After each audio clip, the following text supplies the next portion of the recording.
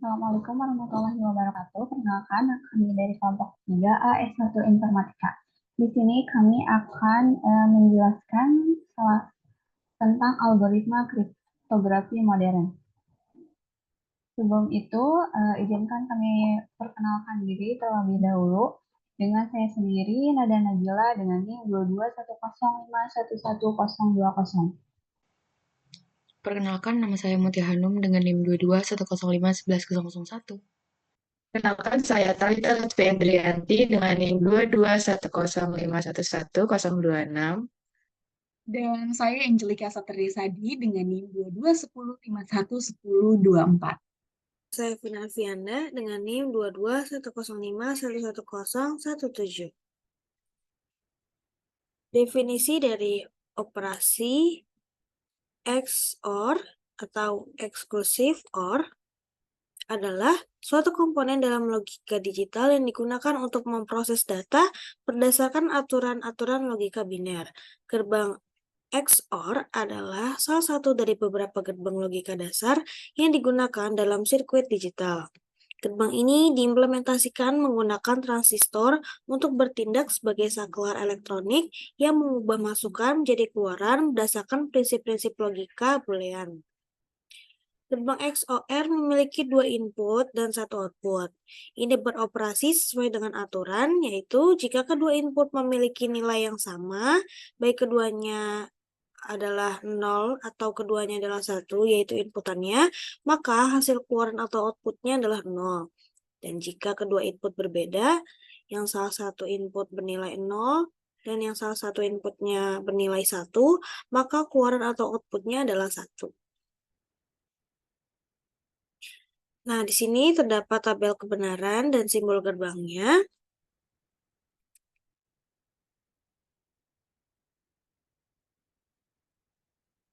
Simbol gerbang XOR, penjelasannya yaitu simbol gerbang ini biasanya terdiri dari 2 input yang direpresentasikan oleh 2 garis horizontal, yaitu di sini contohnya X dan Y, yang masuk dari atas dan bawah gerbang.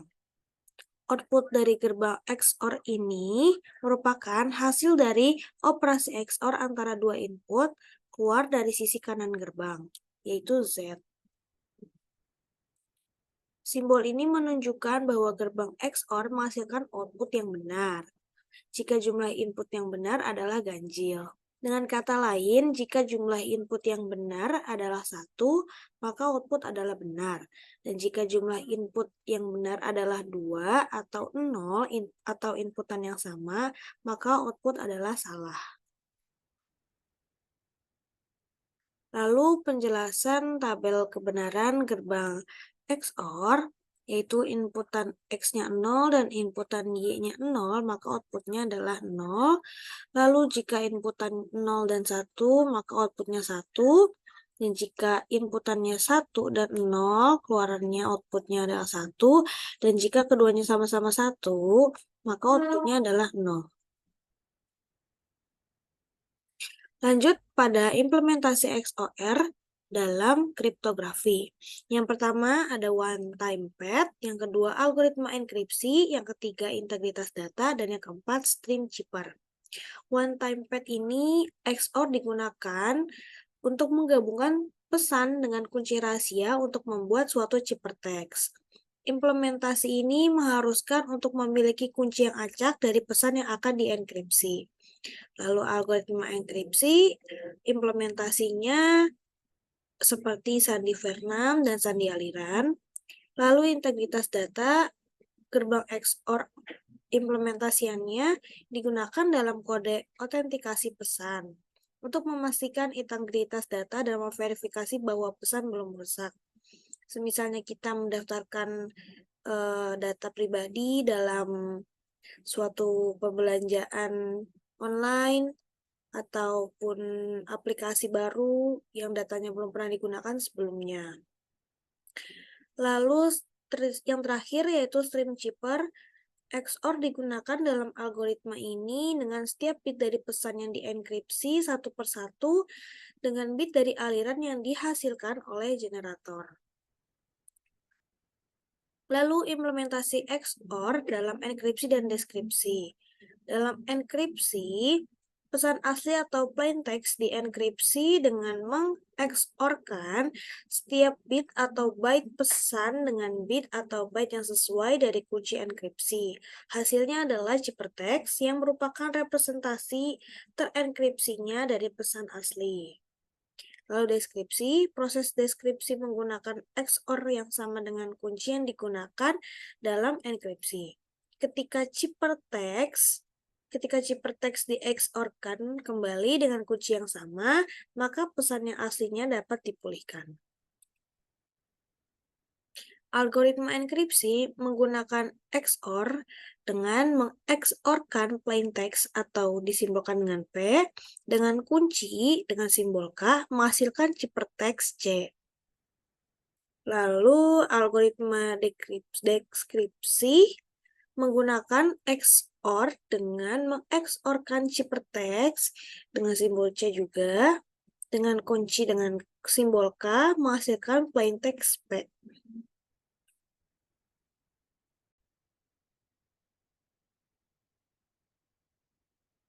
Saya ingin menambahkan sedikit mengenai hukum-hukum yang terkait dengan operator XOR, yaitu A dengan simbol lingkaran dengan tanda plus di dalamnya, di dalam lingkarannya, dengan A kembali menghasilkan 0, lalu AB akan menjadi BA dengan sifatnya komutatif, lalu A plus lingkaran B plus lingkaran C, di mana B plus lingkaran C-nya ini di dalam tutup kurung akan menghasilkan tutup kurung A lingkaran plus B lingkaran plus C, di mana ini adalah bersifat asosiatif.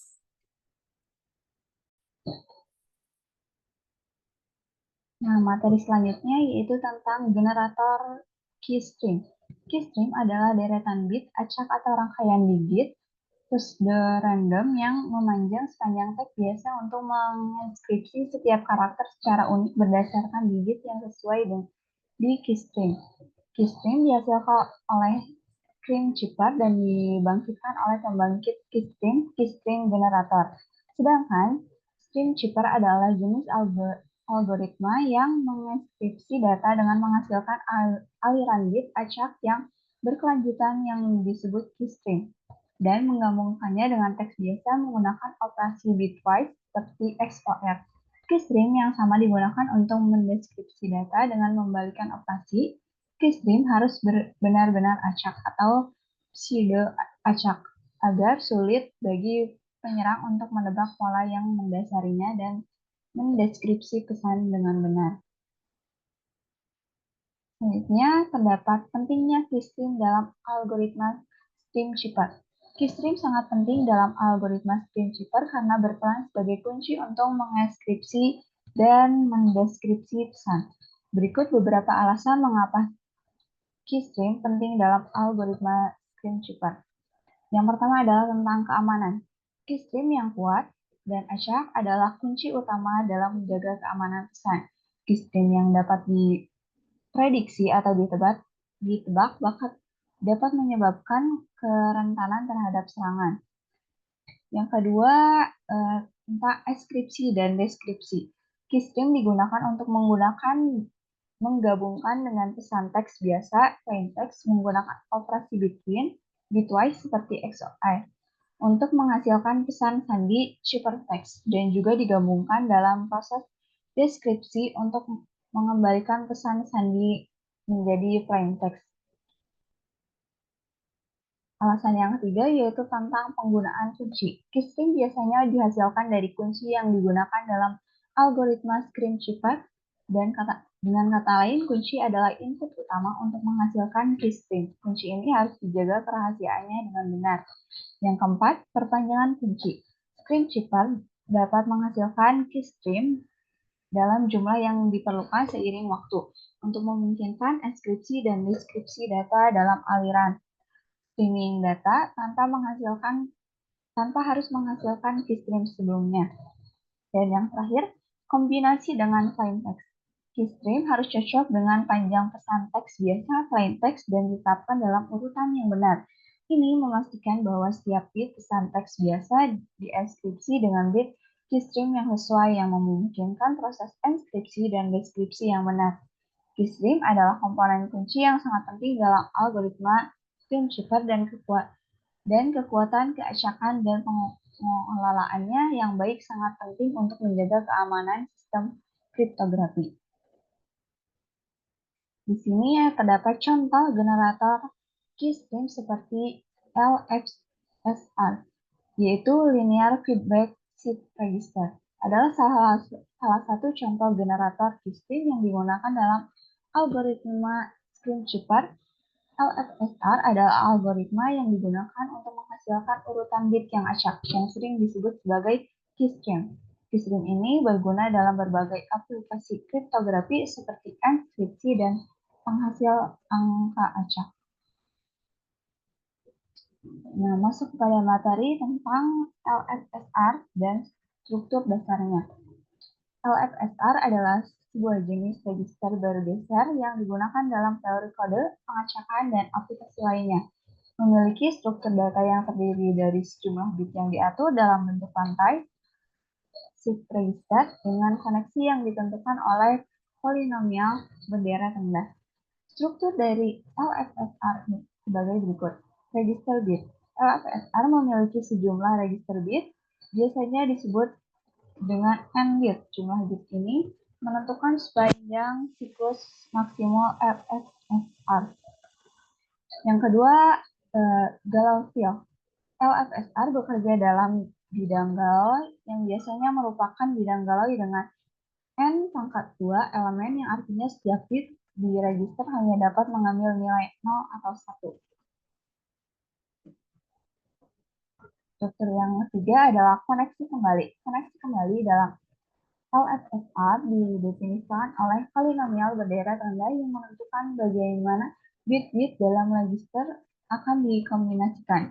Polinomial ini menentukan pola pergeseran bit. Misalnya, jika polinomial adalah x pangkat 3 plus x plus 1, maka bit pertama akan menjadi XOR dari bit ketiga dan bit pertama sendiri.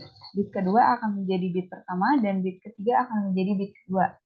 Yang keempat, tentang input. LFSR dapat menerima input dari luar untuk memodifikasi nilai dalam register. Yang terakhir, output. Output dari LFSR biasanya adalah bit terakhir dalam register atau kombinasi dari beberapa bit dalam register tergantung pada aplikasi. LFSR digunakan dalam berbagai aplikasi seperti pengacakan, generating random switches, kode error, dan enskripsi aliran dalam keamanan informasi. Di sini saya akan menjelaskan tentang bagaimana LFSR digunakan untuk menghasilkan keystream. LFSR digunakan untuk menghasilkan keystream dalam mengikuti serangkaian operasi yang dilakukan secara berulang. Berikut merupakan langkah-langkah yang akan menghasilkan keystream. Yang pertama adalah inisialisasi. Pertama, LFSR diinisialisasi dengan keadaan awal tertentu yang disebut stage.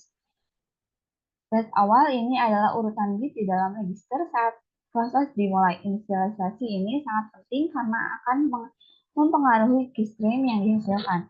Yang kedua, operasi bitwise shift. Pada setiap langkah operasi, LFSR mengambil nilai bit terakhir dari register. Least significant bit atau LSB. Bit ini kemudian digunakan dalam perhitungan selanjutnya. Yang ketiga, perhitungan bit baru. Bit yang diambil dari LSB digunakan dalam perhitungan bit baru. Perhitungan ini melibatkan operasi XOR, exclusive OR, antara beberapa bit di dalam register berdasarkan polinomial umpan balik yang telah ditentukan sebelumnya. Polinomial umpan balik ini mendefinisikan hubungan linear antara bit dalam register. Langkah yang keempat adalah penyisipan bit baru. Hasil penghitungan di atas disisipkan ke dalam bit pertama, most significant bit atau MSB, dari register menggantikan bit yang ada di sana. Yang kelima, pergeseran semua bit. Seluruh bit dalam register bergeser satu posisi ke kiri, menjatuhkan bit yang ada di MSB ke dalam kekosongan di ujung kanan. Yang terakhir, keystream. Bit yang diambil dari LSB pada setiap langkah adalah bagian dari keystream yang dihasilkan. Keystream ini dapat digunakan untuk mentranskripsi atau mendeskripsi pesan dengan melakukan operasi XOR antara keystream dan pesan teks biasa plain text. Proses ini diulangi sebanyak yang diperlukan untuk menghasilkan keystream yang dibutuhkan. Keystream yang dihasilkan tanpa acak tetapi sebelumnya dapat direproduksi jika Anda tahu polinomial umpan balik dan keadaan awal FSRR. Di sini terdapat analisis kekuatan dan kelemahan LFSR dalam konteks kriptografi. Yang pertama adalah tentang kekuatannya terlebih dahulu. Yang satu adalah kecepatan dan efisiensi. LFSR dapat menghasilkan keystream dengan cepat karena operasi yang dilakukan hanyalah pergeseran bit dan operasi XOR yang merupakan operasi yang sangat efisien secara komputasi. Yang kedua, implementasi sederhana. Diimplementasikan dengan mudah dalam perangkat keras atau perangkat lunak karena strukturnya yang sederhana.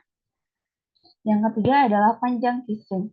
LFSR dapat menghasilkan keystream yang sangat panjang jika diperlukan sehingga cocok untuk menganskripsi aliran data, streaming data dalam waktu yang lama. Nah, di sini terdapat kelemahannya. Kelemahan yang pertama adalah prediktabilitas. Keystream yang dihasilkan oleh FSR sebenarnya adalah deretan bit yang dapat direproduksi jika Anda tahu polinomial umpan balik dan keadaan awal stage LFSR. Ini membuatnya rentan terhadap serangan korelasi terutama jika serangan tersebut didasarkan pada analisis statistik. Yang kedua adalah kurangnya keamanan. LFSR tidak dapat memberikan tingkat keamanan yang tinggi terhadap serangan yang canggih. Ini membuatnya kurang cocok untuk aplikasi keamanan tingkat tinggi, seperti enkripsi data, rahasia militer, atau keuangan. Yang ketiga adalah pilihan polinomial yang kritis. Keamanan LFSR sangat bergantung pada pemilihan polinomial umpan balik yang tepat. Pilihan polinomial yang buruk atau polinomial yang mudah ditebak dalam membuat LFSR rentan terhadap serangan. Yang keempat, tentang kunci awal yang dibutuhkan. Yang selanjutnya adalah tentang kunci awal yang dibutuhkan. LFSR memerlukan inisiasi dengan keadaan awal yang aman. Ini adalah bagian penting dari kunci. Pengelolaan kunci yang buruk dapat mengurangi keamanan LFSR. Yang terakhir, pola linear. Karena sifat linear operasi di dalam LFSR, keystream yang dihasilkan memiliki pola yang bisa diprediksi dalam jangka waktu panjang. Selanjutnya kita akan masuk ke materi yang keempat, yakni mengenai stream cheaper. Stream cheaper adalah jenis algoritma yang digunakan dalam enkripsi data, di mana sumber yang perlu dienkripsi akan diproses terhadap urutan kunci yang muncul secara acak. Perbedaan antara stream cheaper dengan block cheaper adalah yang pertama, block cheaper menginskripsikan data dengan ukuran blok yang biasa, bisa 64 atau 128 bit. Sedangkan pada stream cheaper secara bit per bit dengan ukurannya yakni 1 byte atau 8 bit. Yang kedua adalah teknik cheaper block melibatkan enkripsi satu blok teks pada suatu waktu yaitu tunggal. Sedangkan untuk teknik stream cheaper melibatkan enkripsi dan deskripsi satu byte teks pada suatu waktu. Yang ketiga adalah block cheaper menggunakan kedua kebingungan dan difusi, sementara stream cheaper hanya bergantung pada kebingungan. Yang keempat, perbedaannya adalah block cheaper menggunakan mode algoritma ICB atau Electronic Code Book dan CBC atau cheaper block chaining. Sebaliknya, pada stream cheaper digunakan mode algoritma seperti CFB atau cheaper feedback dan OFB atau output feedback. Yang keenam, ada perbedaannya yakni streaming cheaper menggunakan fungsi XOR untuk mengubah teks biasa menjadi teks sandi, sedangkan pada block cheaper tidak menggunakan XOR untuk melakukannya. Selanjutnya adalah algoritma stream cheaper dan contoh penggunaannya. Jadi pada algoritma kriptografi ini, stream cheaper itu plain text-nya tidak dipotong menjadi blok-blok, akan tetapi enkripsi akan dilakukan secara mengalir menggunakan inskripsi dengan kunci yang mengalir juga. Ini bekerja dengan mengambil bit kunci yang dihasilkan oleh keystream dan melakukan operasi XOR dengan data asli. Contoh stream cheaper saat ini, stream cheaper ini digunakan secara luas baik di internet maupun di telepon seluler seperti dalam inskripsi transmisi data nirkabel, inskripsi data protokol keamanan seperti TSL atau SSI, dan pengamanan data dalam komunikasi VoIP. Selanjutnya adalah keuntungan serta tantangan dalam menggunakan stream cheaper. Yang pertama keuntungan. Keuntungan menggunakan stream cheaper pertama adalah tidak dibatasi oleh panjang plain text sehingga stream cheaper cocok untuk digunakan pada inskripsi suatu komunikasi yang berlangsung secara berkelanjutan seperti komunikasi melalui telepon. Selanjutnya, keuntungan yang kedua adalah kelebihannya dalam hal kecepatan, karena cenderung lebih cepat daripada block cheaper, maka untuk data yang mengalir secara kontinu seperti streaming video atau audio itu menggunakan stream cheaper lebih bagus. Yang ketiga adalah dalam hal efisiensi, cocok untuk perangkat dengan sumber daya yang terbatas karena hanya memerlukan bit kunci yang dihasilkan. Keuntungan yang terakhir adalah dengan sederhananya algoritma stream cheaper ini memiliki kemampuan untuk menginskripsi dalam file bitmap dalam waktu yang relatif singkat. Selanjutnya ada tantangan. Tantangannya yang pertama di bagian keamanan. Di stream cheaper ini kita harus menghasilkan keystream yang cukup acak dan tidak terduga untuk menghindari serangan. Yang kedua, tantangannya adalah sinkronisasi. Pada stream cheaper ini kita membuka sinkronisasi antara pengirim dan penerima untuk menghasilkan keystream yang sama. Yang ketiga, tantangannya adalah manajemen kunci. Pada manajemen kunci ini, pengelolaan kunci di stream cheaper ini merupakan suatu tantangan, terutama dalam lingkungan yang besar ataupun terdistribusi. Selanjutnya, tantangan yang terakhir adalah integritas data. Pada stream cheaper ini hanya menyediakan inskripsi data dan tidak memastikan integritas data. Oleh karena itu, serangan terhadap integritas data seperti serangan perubahan data itu bisa saja terjadi. Materi selanjutnya adalah block cheaper. Pada algoritma kriptografi, block cheaper merupakan metode inskripsi-deskripsi yang dilakukan dengan memotong plain text menjadi blok-blok dan masing-masing blok-blok dilakukan inskripsi menggunakan kunci yang sama. Bit-bit pada plain text ini akan dibagi menjadi blok-blok bit dengan panjangnya yang sama, misalnya 64 bit, dan setiap blok diinskripsi secara terpisah. Contoh dari penggunaan block cheaper ini contohnya adalah DIS atau Data Encryption Standard. Terus selanjutnya ada AES atau Advanced Encryption Standard. Lalu ada Blowfish, IDEA dan internasional atau bisa disebut dengan International Data Encryption Algorithm dan Triple DIS atau bisa disebut dengan 3DIS. Selanjutnya adalah yang kedua, yakni contoh dari block cheaper terkenal. Yang pertama adalah DIS, Data Encryption Standard. Pada DIS ini pengoperasian berjalan pada ukuran blok 64 bit plain text untuk menghasilkan 64 bit ciphertext dengan menggunakan 64 bit external key serta prosesnya yang dilakukan sebanyak 16 round, di mana setiap round ini memiliki sub-key yang berbeda-beda sebanyak 54 bit saja, atau 8 list significant bit hanya untuk checking parity. Karena hal itulah timbul kecurigaan bahwa algoritma ini dapat dibobol melalui backdoor dari desain pertamanya sehingga terjadi pembaharuan oleh NSA. Selanjutnya adalah IAS atau Advanced Encryption Standard adalah block cheaper Blok chip adalah blok ciphertext simetris yang dapat mengekskripsi atau encipher dan deskripsi atau decipher suatu informasi.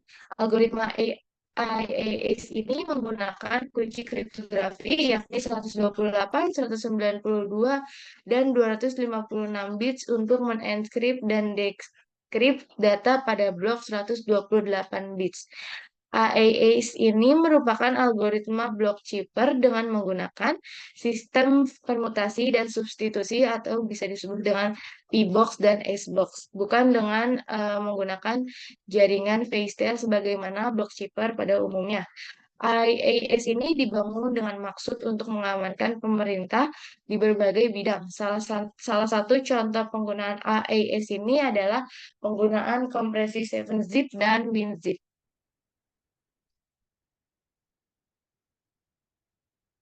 Selanjutnya, contoh blok chipper terkenal selanjutnya adalah Blowfish. Blowfish ini merupakan algoritma kunci simetrik chipper blocks yang digunakan pada komputer yang mempunyai mikroprosesor besar, yakni 32 bit ke atas dengan cache data yang besar. Blowfish ini akan melakukan inskripsi data pada mikroprosesor 32 bit dengan rate 26 clock cycles per byte. Algoritma ini terdiri dari dua bagian. Yang pertama adalah key expansion atau perluasan kunci, dan yang kedua adalah enkripsi data Blowfish hanya menggunakan operasi-operasi sederhana seperti penambahan XOR dan lookup table pada operan 32 bit. Panjang kunci yang digunakan oleh Blowfish ini dapat bervariasi dan bisa sampai sepanjang minimal 32 bit maksimal dan maksimal 448 bit, bisa juga menggunakan multiple 8 bit dan default 128 bit. Ini adalah perbandingan block chipper dan stream chipper. Yang pertama, perbandingan pada mode operasi. Pada block chipper menginskripsi data dalam blok-blok tetap, sedangkan pada stream chipper menginskripsi data secara bit per bit atau byte per byte. Yang kedua adalah dari aspek kecepatan. Pada stream chipper ini cenderung lebih cepat untuk data yang mengalir secara kontinu. Sementara untuk block chipper lebih cocok untuk data berukuran besar yang dibagi menjadi blok-blok. Yang ketiga dari aspek keamanan, di mana blok chipper ini umumnya dianggap lebih aman dari stream chipper, terutama jika digunakan dengan mode operasi yang tepat. Yang keempat dari aspek kunci, di mana blok chipper ini dan stream chipper menggunakan kunci enkripsi. Namun pengelolaan kuncinya akan lebih kompleks dalam blok chipper jika diterapkan secara manual.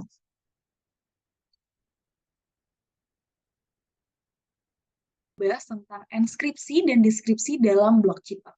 Nah, enskripsi dan deskripsi dalam blok chipper sendiri adalah teknik kriptografi yang digunakan untuk mengamankan data dengan mengubahnya menjadi bentuk yang tidak dapat dibaca atau yang kita kenal dengan ciphertext, dan kemudian mengembalikannya kepada bentuk aslinya yang kita kenal dengan plain text menggunakan algoritma kunci tertentu. Langkah-langkahnya di sini kita akan menginskripsi dengan blok chipper yang mengubah blok-blok teks biasa yang merupakan plain text menjadi blok-blok teks enskripsi, yaitu ciphertext, menggunakan algoritma dan kunci enskripsi tertentu seperti yang sudah dijelaskan pada di awal. Nah, langkah-langkahnya kita akan memulai dengan pembagian teks, yaitu teks biasa yang merupakan plain text akan menjadi blok-blok dengan ukuran tertentu, misalnya dalam Advanced Encryption Standard atau AES, panjang bloknya adalah 128 bit atau bisa juga dengan 16 byte. Kemudian kita akan menginisialisasi kunci, di mana sebuah kunci enskripsi yang sesuai dengan algoritma blok chipper yang digunakan harus diinisialisasi. Nah, panjang dan kompleksitas kunci ini sangat penting untuk keamanan data kita. Selanjutnya kita akan inisialisasi vektor. Nah, inisialisasi vektor adalah nilai acak yang digunakan untuk meningkatkan keamanan enskripsi dalam beberapa mode operasi. Inisialisasi vektor berbeda untuk setiap blok data dan biasanya disertakan dalam pesan terenskripsi. Berikutnya kita akan masuk dalam ronde enskripsi, di mana proses enskripsi berlangsung dalam beberapa ronde atau putaran, tergantung pada algoritma blok chipper yang digunakan. Setiap ronde melibatkan serangkaian operasi matematis yang kompleks pada blok yang akan dienskripsi. Yang kelima, kita akan masuk pada substitusi. Pada tahap ini bait-bait dalam konteks digantikan oleh bait-bait yang baru. Nah, ini dapat melibatkan proses substitusi sederhana atau tabel substitusi yang lebih kompleks. Selanjutnya ada permutasi. Bait-bait dalam blok teks diubah posisinya dalam blok menggunakan operasi permutasi. Ini membantu dalam menyebarkan informasi dalam blok-blok dan mencegah pola yang muncul dalam enskripsi. Berikutnya, pada eksklusif OR, setiap blok teks di eksklusif OR dengan kunci ronde yang sesuai. Ini adalah langkah kunci dalam proses enskripsi itu sendiri. Dan ronde berikutnya jika ada, adalah banyak ronde yang diperlukan di mana langkah-langkah 5 sampai 7 akan diulang. Proses terakhir di mana beberapa algoritma blok chipper dapat melibatkan operasi terakhir yang berbeda untuk menambahkan lapisan keamanan tambahan. Nah, hasil dari proses enskripsi adalah blok terenskripsi yang merupakan chipper text, dan langkah-langkah di atas dapat diulangi untuk setiap blok teks dalam pesan jika pesan asli lebih panjang daripada satu blok. Dan output chipper teks keseluruhan adalah ketika kita sudah mengulang kembali langkah-langkah yang diperlukan jika ada lebih dari satu blok pesan, dan hasil dari setiap blok transkripsi digabungkan menjadi pesan transkripsi keseluruhan. Nah, operasi dasarnya sendiri adalah yang pertama ada substitusi byte, di mana pada tahap ini byte-byte dalam blok teks digantikan oleh byte-byte yang baru menggunakan tabel substitusi atau S-box. Ini adalah operasi nonlinear yang memberikan kompleksitas ke algoritma enskripsi. Yang berikutnya ada permutasi. Nah, byte-byte dalam blok teks diubah posisinya dalam blok. Sebagai contoh, pada AS ini disebut sebagai shift rows, di mana setiap baris dalam blok digeser ke kiri dengan jumlah byte tertentu. Yang berikutnya ada kombinasi atau mixed columns, ataupun bisa disebut juga dengan mixing. Pada tahap ini, kolom-kolom byte dalam blok teks diubah menggunakan operasi matematis tertentu seperti perkalian matriks. Ini membantu dalam menyebarkan informasi di seluruh blok. Selanjutnya ada eksklusif OR dengan kunci ronda. Di setiap blok teks di eksklusif OR dengan kunci ronda yang sesuai. Ini adalah langkah-langkah dalam kunci di proses enskripsi itu sendiri. Yang berikut ada ekspansi kunci. Nah, kunci ronde baru dibangun dari kunci enskripsi utama pada setiap ronde. Ini melibatkan operasi matematis pada kunci, dan ronde berikutnya yang jika ada. Maka jika ada lebih banyak ronde yang diperlukan, langkah-langkah di atas akan diulang. Selanjutnya, kalau tadi kita sudah membahas tentang enskripsi, kita akan masuk pada deskripsi. Sebenarnya langkah-langkahnya sama, cuman kita balik saja. Yang pertama ada pembagian teks, di mana teks transkripsi atau chipper teks dibagi menjadi blok-blok dengan ukuran tetap, yang sama dengan ukuran blok yang digunakan dalam proses enskripsi tadi. Berikutnya kita akan menginisialisasi kunci deskripsi, di mana kunci deskripsi yang sesuai dengan kunci enskripsi tadi, kita gunakan lagi dalam proses enskripsi. Dari proses enskripsi ke deskripsi. Nah, ini adalah kunci rahasia yang digunakan untuk mengembalikan pesan ke bentuk aslinya. Berikutnya ada inisialisasi vektor. Nah, jika inisialisasi vektor digunakan pada proses enskripsi tadi, maka itu juga harus tersedia untuk deskripsi. Inisialisasi vektor harus sesuai dengan inisialisasi vektor yang digunakan selama proses enskripsi. Berikutnya ronde deskripsi. Pada proses deskripsi ini berlangsung dalam beberapa ronde atau putaran yang sama dengan proses enskripsi. Setiap ronde melibatkan operasi matematis yang kompleks pada blok teks terenskripsi. Dan operasi terakhir, ini opsional tergantung pada teksnya masing-masing, di mana beberapa algoritma blok chipper memiliki operasi terakhir yang berbeda pada tahap akhir deskripsi untuk mengembalikan data ke bentuk aslinya. Lalu berikutnya, kita akan eksklusif OR dengan kunci pada ronde deskripsi. Kita akan mengeksklusif OR setiap blok yang transkripsi, dan ini adalah kunci dalam proses deskripsi itu sendiri, sama pada proses enskripsi tadi. Lalu kita akan permutasi, yaitu inverse dari operasi permutasi yang digunakan selama enskripsi diterapkan untuk mengembalikan byte-byte dalam blok teks terenskripsi ke posisi aslinya. Lalu ada substitusi byte inverse, di mana inverse dari operasi substitusi yang digunakan selama enskripsi diterapkan untuk mengembalikan byte-byte ke dalam blok teks terenskripsi ke nilai aslinya. Dan jika ada lebih banyak ronde yang diperlukan, maka langkah-langkah 6-8 akan diulang secara berurutan dan akan menghasilkan plain text dari hasil deskripsi. Nah, langkah-langkah di atas dapat diulang untuk setiap blok teks transkripsi dalam pesan jika pesan transkripsi lebih panjang daripada suatu blok.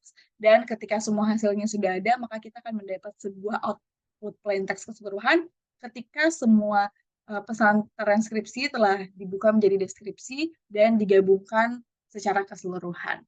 Contohnya di sini kita punya pesan asli, yaitu plain text-nya hello. Nah, kita mengkonversi menggunakan American Standard Convert Information Integrate, yaitu menjadi 72, 69, 76, 76, 79, dan kita punya kunci enskripsi di sini, maka dienskripsi menjadi 75, 69, dan 89. Nah, kita akan masuk pada ronde enskripsi di mana karakter-karakter tersebut akan di exclusive OR dengan kunci, di mana pesan 72 di XOR dengan kunci 75 menjadi 3, karakter kedua menjadi 0, karakter ketiga menjadi 13, karakter keempat menjadi 1, dan karakter kelima menjadi 10, sehingga kita menghasilkan ciphertext berupa 3, 0, 13, 1, dan 10. Kita masuk pada mode operasi block chipper. Nah, mode operasi adalah aturan yang mengatur bagaimana blok chipper digunakan untuk menginskripsi dan mendeskripsi pesan yang lebih panjang daripada satu blok. Mode operasi memungkinkan algoritma blok chipper untuk digunakan secara efektif dalam berbagai aplikasi seperti pengamanan komunikasi data, penyimpanan data yang aman, dan masih banyak lagi. Di sini kita ada mode ECB atau ECB. Nah, mode ECB ini adalah salah satu mode operasi blok chipper yang paling sederhana, dan dalam mode ECB, setiap blok teks transkripsi dienskripsi secara independen menggunakan kunci yang sama. Tidak ada ketergantungan antara blok-blok data. Nah, proses enskripsinya yaitu pesan asli dibagi menjadi blok-blok dengan ukuran yang tetap, biasanya 128 bit atau 16 byte, seperti yang telah kita jelaskan di awal tadi, dan setiap blok dienskripsi secara terpisah dengan menggunakan kunci yang sama. Kelebihannya di sini adalah mode ECB sederhana, cepat, dan dapat diimplementasikan dengan mudah. Tapi kerugiannya adalah mode ECB tidak aman terhadap serangan plain text yang diketahui atau non plain text attack, karena blok yang sama dalam pesan akan dienskripsi menjadi ciphertext yang sama. Mode ini juga tidak dapat mengatasi pola dalam data input. Itu sebabnya mode ECB tidak direkomendasikan untuk penggunaan umum dalam aplikasi yang memerlukan tingkat keamanan yang tinggi. Berikutnya kita punya CBC, yang merupakan salah satu mode operasi yang lebih aman dan banyak digunakan. Dalam CBC, setiap blok teks transkripsi bergantung pada blok sebelumnya. Sebelum enskripsi, blok teks asli pertama di exclusive OR dengan faktor inisialisasi yang biasanya merupakan nilai acak.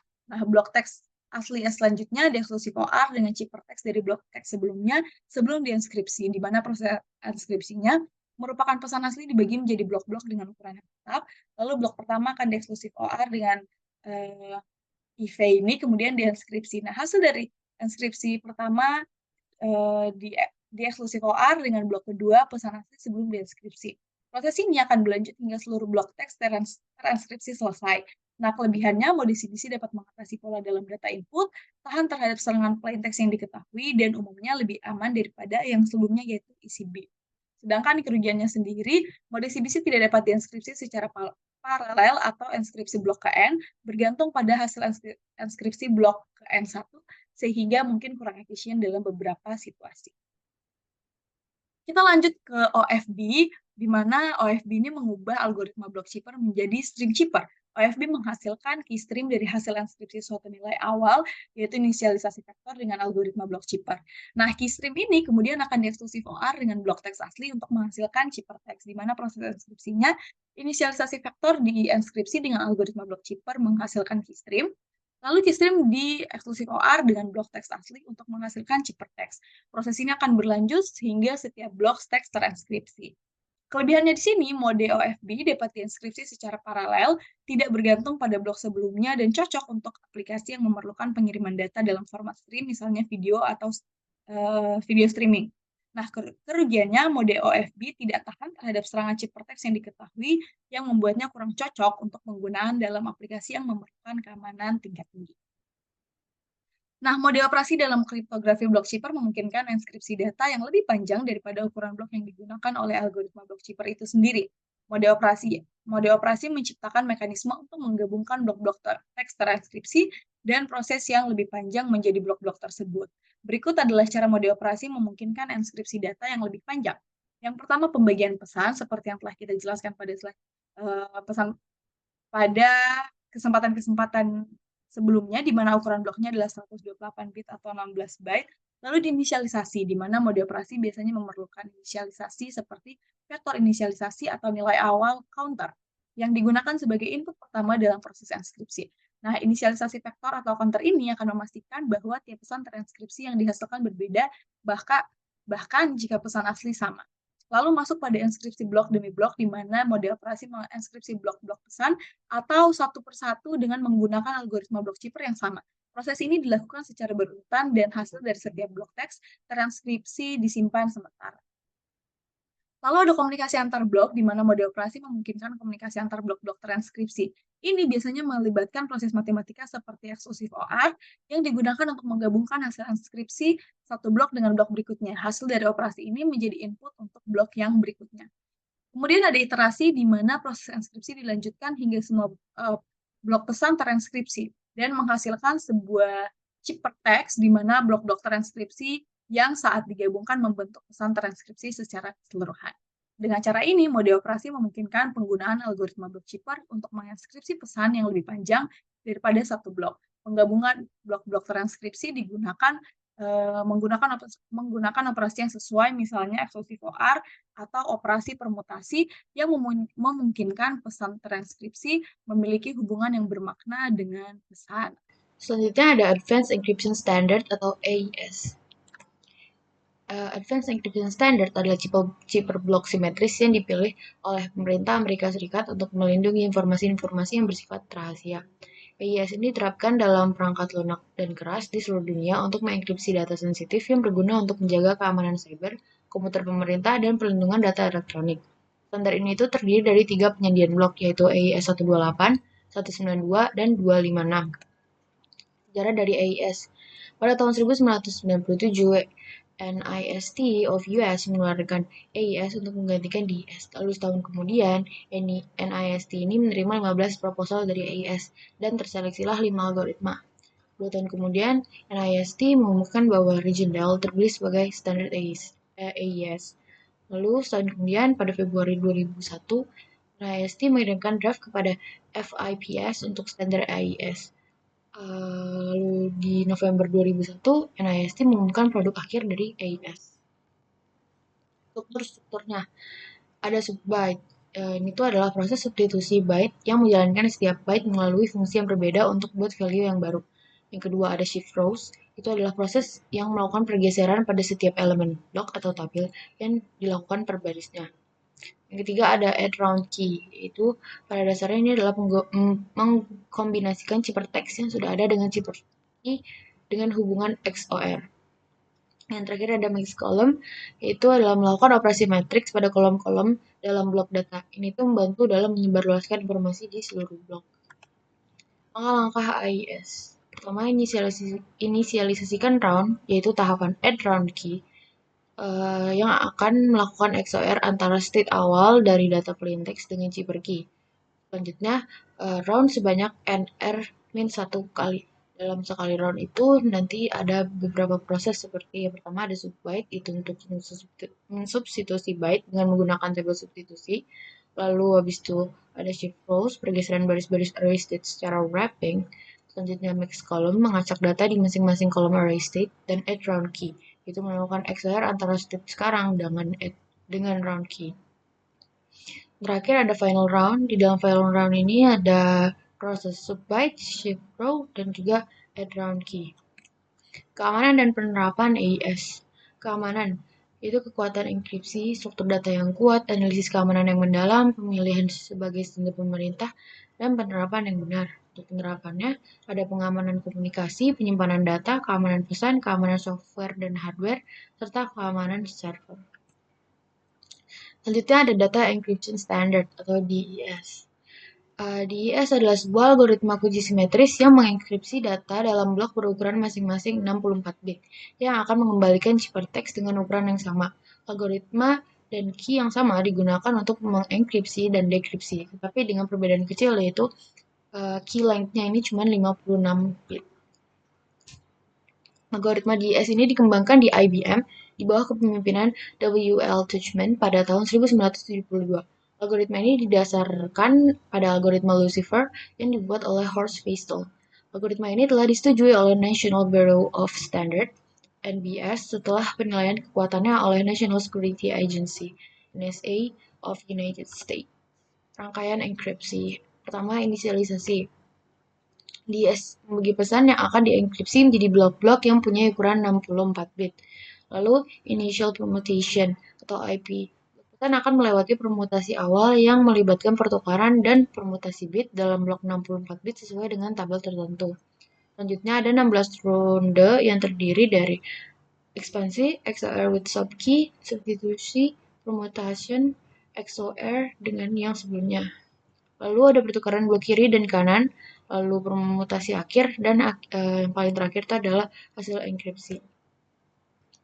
Operasi substitusi permutasi. Pertama ada S-boxes, itu terdapat 8 S-boxes dalam DS, masing-masing memiliki input 6 bit dan output 4 bit. S-boxes digunakan untuk substitusi pada blok 48 bit yang digunakan dalam setiap ronde. Setiap S-boxes adalah tabel substitusi yang memetakan 6 bit input ke 4 bit output. Pemilihan S-box yang digunakan dalam setiap ronde berdasarkan pada bit dari blok 48 bit yang di XOR dengan subkunci ronde tersebut. Selanjutnya ada P-boxes. Tabel permutasi digunakan dalam dua tahap, yaitu permutasi awal atau initial permutation dan permutasi akhir, final permutation. Mereka mengatur ulang bit dalam bentuk blok data sesuai dengan urutan yang telah ditentukan. Keuntungan dan keamanan DS. Yang pertama itu adalah kunci yang terlalu pendek, yaitu hanya 56 bit yang dapat menyebabkan mudahnya diserang dengan serangan brute force menggunakan komputasi modern. Selanjutnya ada kerentanan S-boxes. Dalam beberapa penelitian menunjukkan bahwa beberapa S-boxes dalam DS ini rentan terhadap serangan cryptanalysis. Yang terakhir kuncinya itu nggak unik. Kunci DS ini kan berukuran 56 bit, yang dimana itu harus digunakan oleh berbagai pengguna dan aplikasi. Hal ini itu dapat menyebabkan resiko keamanan jika kunci yang sama digunakan di berbagai tempat, terutama jika salah satu dari tempat itu terungkap. Selanjutnya, yang terakhir ada Triple DS. Triple DS adalah pengembangan dari DS yang menggabungkan DS dengan sendirinya dalam 3 langkah enkripsi sehingga memperpanjang panjang dari si kunci dan meningkatkan tingkat keamanan. Peran Triple DS ini satu membuat kunci jadi lebih panjang, buat keamanan ditingkatkan dan compatibility. Lalu keamanan dalam algoritma simetris, yaitu terdapat beberapa ancaman terhadap algoritma simetris. Yang pertama, serangan brute force, di mana serangan ini menyerang sebuah sistem keamanan komputer yang menggunakan percobaan terhadap semua kunci yang mungkin. Pendekatan ini pada awalnya merujuk pada sebuah program komputer yang mengandalkan kekuatan pemrosesan komputer dibandingkan kecerdasan manusia. Yang kedua, ciphertext only. Penyerang hanya memiliki akses ke pesan yang telah dienkripsi dan berusaha untuk mengembalikan pesan asli atau kunci yang digunakan untuk mengenkripsinya. Penyerang harus mengeksploitasi kelemahan atau pola dalam algoritma enkripsi atau pesan sandi itu sendiri. Yang ketiga, differential cryptanalysis, termasuk chosen plain text attack yang dilakukan dengan mencari keterhubungan antara ciphertext yang dihasilkan oleh dua plain text yang berhubungan. Metode serangan ini melakukan analisis statistik dari dua input dan dua output yang dihasilkan oleh sebuah algoritma enkripsi. Dan yang terakhir adalah linear cryptanalysis, termasuk known plain text attack yang membutuhkan pasangan plain text dan ciphertext dalam jumlah yang besar, yang dienkripsi dengan kunci yang tidak diketahui. Tipe serangan ini berfokus pada analisis statistik satu putaran deskripsi dengan ciphertext dalam jumlah yang besar. Lalu, pentingnya pemilihan kunci yang kuat dan manajemen yang aman. Kunci yang kuat ini bisa dilakukan dengan panjang yang memadai, di mana semakin panjangnya kunci atau kata sandi yang kita miliki, maka akan semakin sulit untuk mendekripsi suatu data dengan mencoba semua kemungkinan kombinasi suatu kunci. Lalu juga acak dan tidak terduga, menggunakan kunci yang tidak dapat ditebak atau sulit ditebak, atau terkait dengan informasi tertentu, dapat menjadi celah yang dimanfaatkan oleh penyerang, misalkan dengan tanggal lahir ataupun alamat dan lainnya. Lalu selain itu juga tidak terpublikasikan, di mana kunci harus selalu disimpan secara rahasia dan tidak boleh diketahui oleh pihak yang tidak berwenang. Pengungkapan kunci akan mengorbankan keamanan data yang dienkripsi. Lalu manajemen kunci yang aman, yang pertama itu penyimpanan yang aman. Kunci harus disimpan dengan aman dan terlindungi dari akses-akses yang tidak sah, atau seperti situs-situs yang ilegal misalnya. Hal ini dapat dilakukan dengan cara menggunakan keamanan fisik seperti brankas. Untuk yang ilegal itu biasanya terhadap kunci yang kuat ya, bukan manajemen kunci yang aman. Lalu rotasi kunci, di mana kunci harus dirotasi secara teratur, berarti seringnya mengganti-ganti kunci secara berkala. Lalu distribusi kunci yang aman. Jika data akan dienkripsi dan dideskripsi oleh berbagai entitas, kunci tidak boleh dikirimkan dalam bentuk plain text melalui jaringan yang tidak aman. Lalu manajemen siklus kunci, di mana kunci memiliki siklus yang hidup, termasuk pembuatan, penggunaan, rotasi, dan pemusnahan. Semua tahapan ini harus diatur dengan sangat baik dan benar. Lalu adanya audit dan pemantauan, di mana harus manajemen prosesnya ini harus diaudit secara rutin dan dipantau untuk mendeteksi aktivitas yang mencurigakan atau pelanggaran keamanan. Terima kasih. Wassalamualaikum warahmatullahi wabarakatuh.